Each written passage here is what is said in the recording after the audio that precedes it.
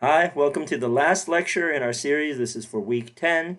Week 10 covers two chapters in Disciples of All Nations. It covers chapter on China, and it covers also the conclusion. So we'll be moving pretty quickly through the various sections. You'll see I'll go question by question, more or less, and you'll see that some of them will cover more than one section. So the very first one, the very first question covers the sections Two Foreigners, One Country, and the Nemesis of History. And this really deals with what are the ironies or paradoxes of Marxism and Christianity in China, and also what did the Yongzheng emperor, how did he change the perception of Christianity in his country, in China?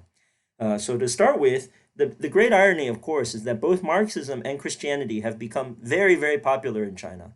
That despite the anti-foreign, anti-colonial sentiment in China, which is very strong, Marxism may be more popular in China than anywhere else. China is undoubtedly the largest Marxist country left in history, and China may one day be the largest Christian country, even if Christians are never a majority in China. Even if 30%, say, of Chinese consider themselves Christians, that may be enough to make China the largest. That would be enough to make China the largest Christian country on earth. And that may happen. I mean, that may happen in our lifetime. So this is the great irony: is how did these two Western teachings make their way into China and become so popular in China? The other great paradox is that while Marxism has been very much embraced by the official kind of hierarchy of the Chinese Communist Party as a indigenous, as a Chinese kind of resource, it's become infused with Maoism. It's got the Deng Xiaoping thought and now Xi Jinping thought and all these kind of other Chinese ideas built into it, so that it's no longer a Western ideology but a Chinese ideology. Actually, the same thing has happened with Christianity, but it's been rejected, at least officially. Officially, Christianity often, or with many people, Christianity still bears the stigma of the West, even though Christianity has a much longer history in China and has undergone at least as much indigenization or Chinese sinification, whatever verb you want to use, Chineseization. It's become very Chinese, and we'll see that a little bit in this chapter. And the question with the Yongzheng emperor is, this is one of the emperors of the Qing dynasty, one of the most powerful emperors, and he basically kicked out the Christians that his father tolerated because he could see the way the winds were blowing. He said, "Look, you keep trying to send over more and more people to convert us, and if push comes to shove, these Chinese people would basically be disloyal. They would be loyal to you as a priest, not to me as the emperor of their country. And how would you feel if I sent all these Buddhist monks basically to convert your people? Would you be okay with that? If I converted all of Europe into Buddhist? And so this is the irony. Some of what the Yongzheng emperor has said has come to pass in some ways, so that Chinese are now loyal to China first, even if they are Christians, and a lot of Westerners have become Buddhists. So a lot of these things he was foreseeing actually have happened, but not obviously not in the way he saw. Nobody predicted this rise of Christianity in China, and neither very few could have seen Buddhists rise in America.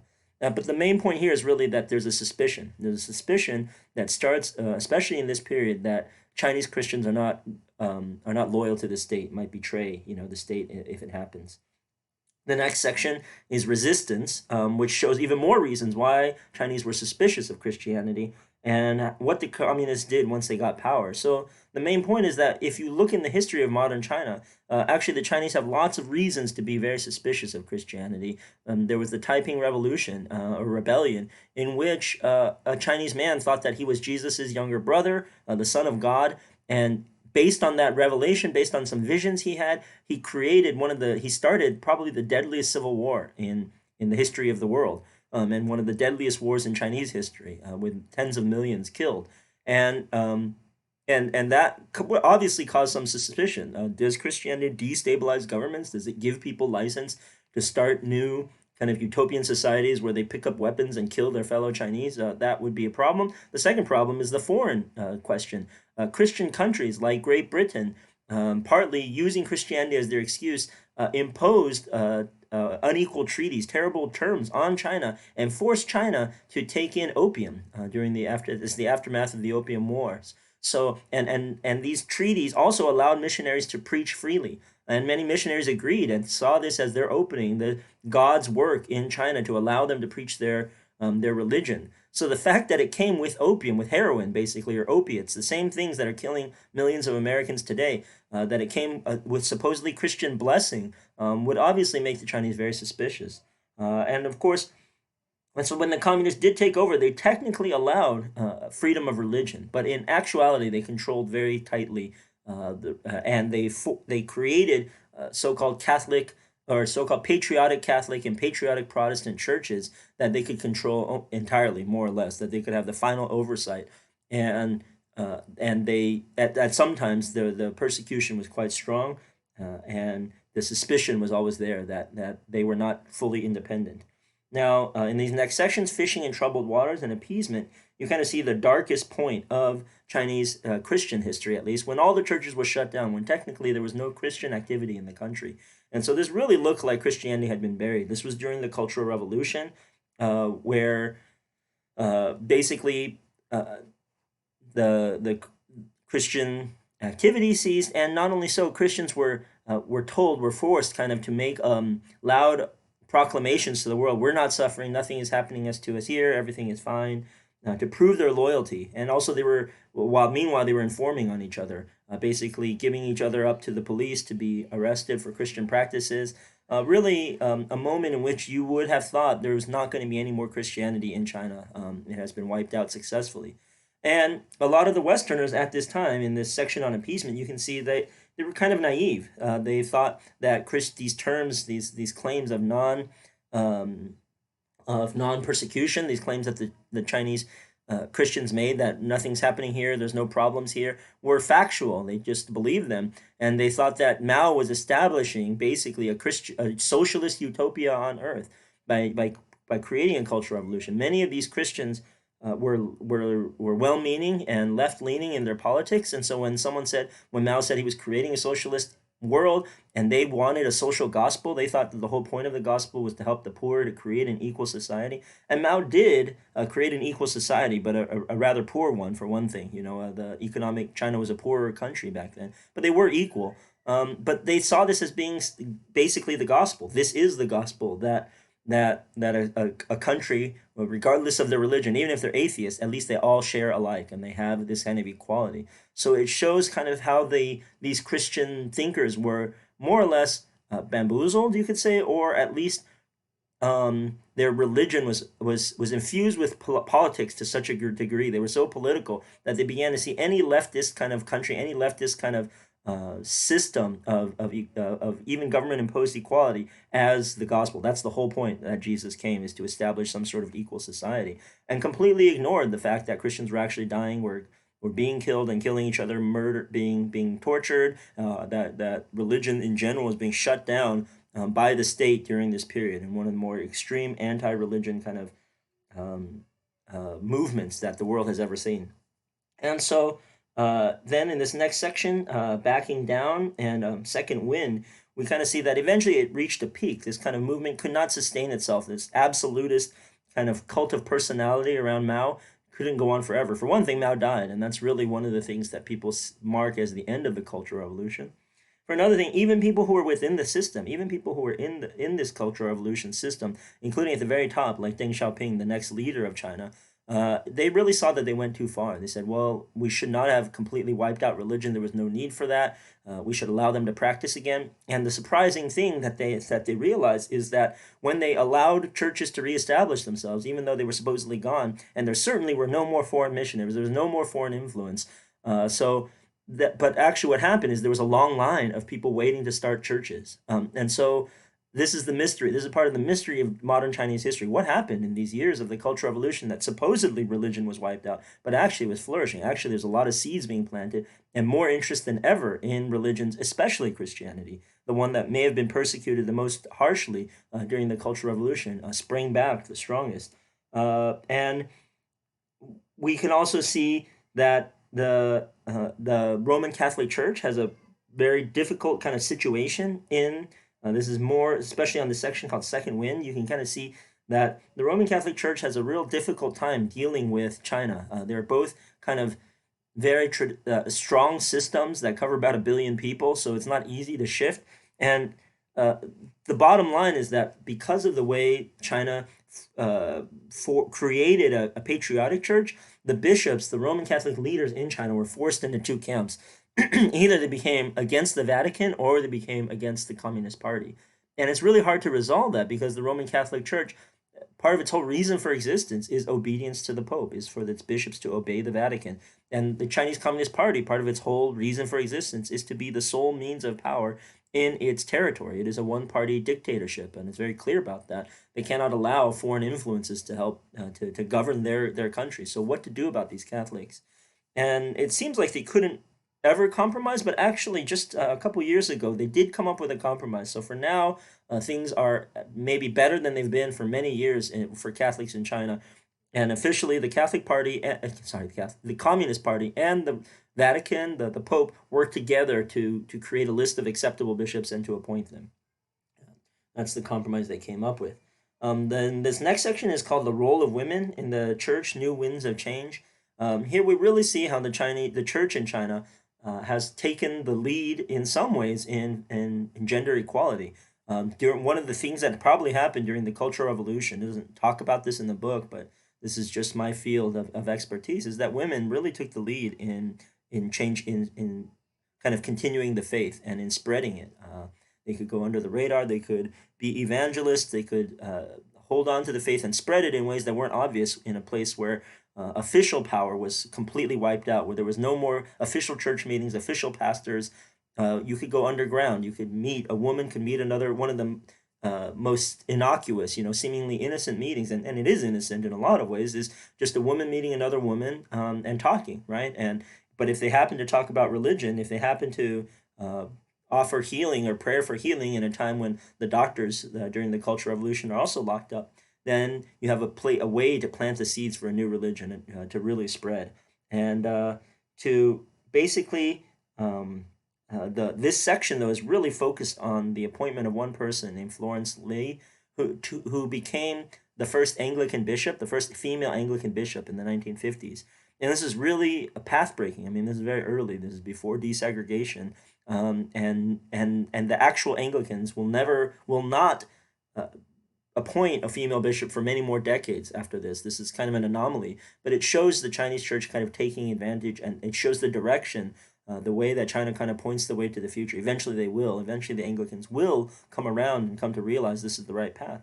But first there was a lot of resistance. And so there's this long memorandum that the Chinese write basically to explain why they did so, that they're not just kind of a barbarian church or a primitive or on the outskirts or people who don't know their Christian history or theology, and that's why they made this foolish move of making a woman bishop. They have a long talk about the role of women through history, how women have basically rebuked and helped appoint popes, in the case of Catherine of Siena, how they've been martyrs, how they've notably helped the church, and how the new world that we're living in requires women's full participation. So it's a very thoughtful kind of response to the criticisms that they received, and again shows the way that the Chinese church was pushing boundaries and part of the reasons for its success. And then this last section on China specifically, one is called New Hope, and the other one is the Chinese corridor and its the Christian corridor and its Chinese access. And this part talks about why did Christianity grow so rapidly in China, and we can kind of narrow this down to a couple different factors. One is that there's an official and an unofficial church. So in a way, the government has created this very fertile situation for Christianity to spread. On the one hand, the government gives it official sanction, so it's not illegal, and even there is an official church. So Chinese Christians can use this. It kind of gives them cover in a country where there is a one party dictatorship. They can say, well, we're part of a legal religion. This has a legally recognized status.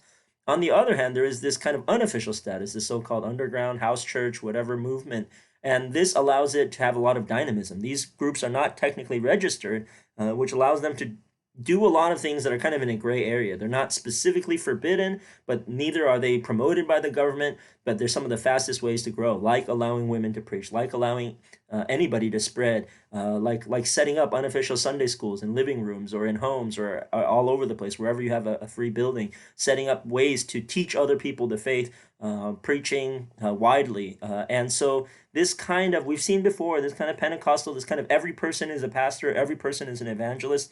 and every person is empowered by the Spirit, these movements spread very quickly because it's kind of like viral, right? Viral marketing or viral videos. Like one person spreads to two people spread to four. I mean, this kind of exponential growth is very quick. Once you, if everybody is allowed to spread the faith, if they don't have to go to a seminary or they don't have to have special training, and if they're very motivated, they can do this. So Christianity really is this very attractive kind of gray area in Chinese society, and that allows them to answer a lot of the issues that Chinese people feel are lacking in their own society, like having a moral dimension or anxiety and depression that are widespread now in China, like they are in much of the developed world, especially in competing in this very neoliberal capitalist world where it's hard to get jobs, where it's hard to be in the middle class or stay there, where there's a lot of pressure on making a good life for yourself. Christianity can offer kind of an answer to this. And uh, the possibilities of the future in China, basically, Sana goes through a number of them. I don't need to go in detail, but more or less that all these cultural resources of China, that all this long history and Chinese cultural and religious history could be brought to bear, could enrich this kind of Christian bloodstream, more or less, can enrich the mainstream of Christianity with new ideas, new concepts, new forms of religious life, and could lead to more human flourishing, hopefully even world peace. So that is the section on China. Then moving on, there's the post-Western fault line and the Weathercock's reward, two different sections in the conclusion. And here I asked you, how and why did the West retreat from the world, and how and where is Christianity surging? And the short answer is the West retreated a lot based on the world wars. The West, after the world wars, the West felt like it lost the legitimacy to talk about the superiority of Christianity. Christianity had ended in disaster, Christendom at least. Christian kingdoms had ended in disaster. Christian civilization had ended in disaster for the West. The irony of it, of course, is that yes, Christian civilization, Christendom, and Christian kingdoms may have been collapsed, but the Christian religion, separated from Western European politics, was flourishing, was actually at the exact moment when the West was thinking we should give up on missions, we should stop acting so superior, acting like we know everything about our religion, because obviously we don't know how to do it right. Our religion did not stop us from murdering each other, did not stop Christian brothers and sisters from murdering each other by the millions in the battlefields of Europe. At that same exact moment, Africans, Latin Americans, and Asians are picking up the religion without the political aspect, without the European colonialism, but just saying, "Look, this story of Jesus speaks to us. This story, these more set of morals and codes, these teachings, these ways of life, these rituals speak to us and help us make sense of the world that we live in, even totally apart from European influence." And so that is this other part of the story where Christianity is surging basically everywhere outside the West, and even to some extent in the United States, it has shrunk much less. In fact, it may be growing or at least keeping pace with roughly. Despite the growth of the nuns, the belief in God is extremely high in the United States. Even church attendance is relatively healthy compared to Western Europe, and that may be actually partly, to a large extent, actually, we know this is because of the surge in the rest of the world.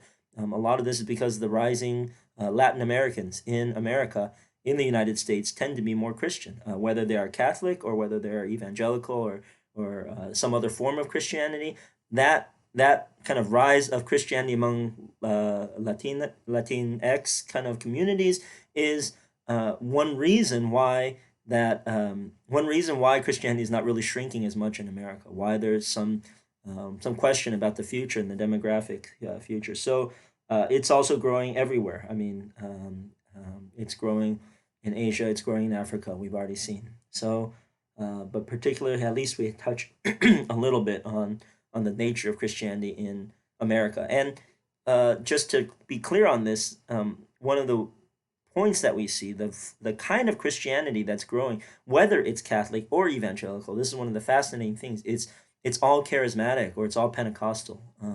They in a lot of ways, even though they may not feel that way, even though there is a lot of anti-Catholic feeling among non-Catholic Christians, Latin Christians, and there is a lot of anti kind of Protestant or anti-evangelical feeling among Catholic Christians in the Latin world. The relationship between the two is very tense in the Latin world, probably worse in the Latin world than maybe anywhere else between Catholics and non-Catholic Christians. But actually, if you look at what they believe, they're closer than they've ever been in a lot of ways. Many Catholics in the Latin world will listen to the same kind of worship music or similar worship music, or be interested in guitars and those kind of things as the non-Catholics, and they may have the same ideas about healing, same ideas about spiritual powers, all those kind of things. So the next section again returns to Africa, Sanneh's main field of expertise. And next two sections, one is the Roman Catholic dimension, the African Synod, and the other is the artichoke as a political weapon. And here he's talking about in the first section basically how the African Church is taking initiative on its own, created its own bishops' conference in Yaoundé, Cameroon, and how they are really forging forward to deal with specifically African problems in a Catholic way. They're thinking about the lack of infrastructure, political instability. They're talking about general poverty, and even public health crises like AIDS, which is really an epidemic in Africa of kind of horrible proportions, really possibly robbing a lot of the future of Africa, because it is something that affects young people. I believe this is somewhat better now than when Sanneh was writing this and when the bishops were working on this. But you just see that African Catholicism and African Christianity more generally is really thinking about how to engage the society it lives in Africa. Another sign of a more mature Christianity or a more confident Christianity in Africa. On the other hand, the artichoke as the political weapon kind of shows the worst side, what could happen and what did happen in the worst case, which would be Ethiopia, when a communist government realized that its largest enemy, its most significant source of opposition, was the Ethiopian Orthodox Church, which had this long history of dominating Ethiopian politics and culture. And so they came up with the artichoke method. I think artichoke because artichokes have lots of layers, and they realize they want to get to the heart, where the food where you eat the heart of the artichoke.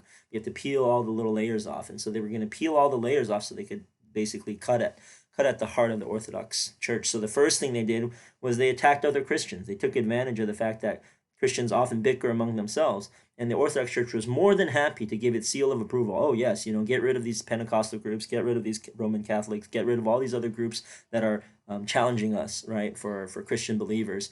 And then so that's peeling off one part of the artichoke. Then the next part is they had some Orthodox leaders who were kind of more gullible, and they said, "Look, you should approve communism. We're on your side. You should say good things about us." And some of them did. Some of them said things like that happened in China, where the some people gullibly thought that Mao's kind of some people gullibly believe that Mao's socialist revolution was a Christian revolution. The same thing happened in Ethiopia. So another layer was peeled off, and then they got rid of a lot of the social support programs that the Orthodox Church used to maintain its popularity among the people, so that it found itself more and more isolated. Then finally, it put some of its own agents within the Orthodox Church, and when those agents acted out badly, on purpose, trying to make the people hate the church by acting like they were, pretending they were honest members of the church, then finally they had reasons to strike at the church itself. So finally they did basically uprooted the Orthodox Church itself, also in Ethiopia. So then the last section is on E pluribus unum. This is where we talk about how China is the last thing for the end of the journey in a way for Christianity, and how how Christianity's cultural diversity offers some hope for the future. So as far as China being the end of a long trail, it's just geographically remote. And the story of China is a story of a lot of Christian kind of Christian surges and retreats in its history. At least 2 or 3 times in Christian history or more, Christianity has grown in China and then has almost disappeared, has grown again, almost disappeared, or been wiped out. And going back to some of the earliest Christians, at least by the 800s, there were already Christians, and maybe around that period there were more Christians in China than in Christian heartlands, basically, than in the Middle East where the religion started. So there's always been this kind of potential for Christianity to work with China, but it never seemed to take root. And now it seems to have really taken root in a way that that will never be wiped out again. In fact, if China seems like anything today, it seems like the Roman Empire. where Christianity is set to really flourish under some official persecution and also some official toleration. That's really the case of the Roman Church, and a lot of the arguments Chinese Christians are making to defend themselves are the same ones that the Roman Christians used in that early period, in those first centuries, to defend themselves, to say that they were they're meeting, but none of their meetings are immoral. They don't promote anything scandalous or evil. That if anyone wants to come, they're welcome to join. It's totally public. There's no hidden agenda here, and all that they do is encourage each other to love each other and to take care of the society at large. So basically, we can see this kind of interesting parallel between China, maybe the latest frontier in Christian beginnings, and Rome, the first frontier, the Roman Empire, where Christianity first started to become a world religion and cross the boundaries of culture.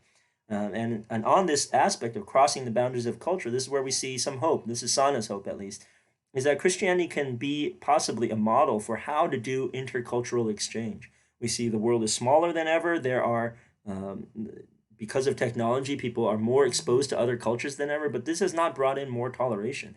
In a lot of ways, this has brought in intolerance. This has brought people to be suspicious or upset. They don't like the other cultures that they see, and it is difficult to move out of one's comfort zone and embrace other cultures, really, when their values, their fundamental values, are often very different.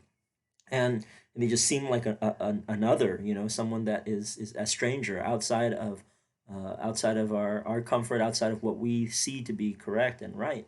And Christians in Africa, for instance, where there have been sometimes many a long history of tribal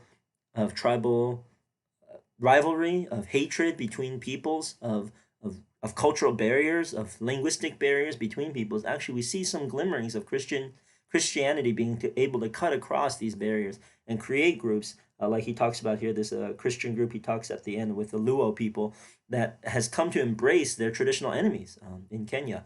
And so and in the rest of the Eastern Africa. So cross national boundaries, cross tribal boundaries, cross linguistic barrier boundaries in the cause of a common Christianity. So because Christianity has always been so malleable culturally, maybe it shows a way forward for human beings in general to talk among their cultures and to come to some sort of a peaceful resolution despite their differences in the cause of a higher goal or a deeper sense of belonging.